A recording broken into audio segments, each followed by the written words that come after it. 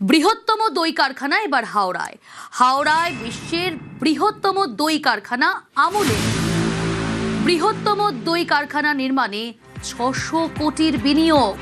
হাওড়ার সাকরাইলে তৈরি হচ্ছে আমুলের প্ল্যান্ট।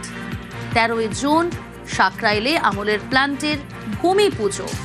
10 লক্ষ কিলো দই, লস্যি, ঘোল উৎপাদনের ক্ষমতা।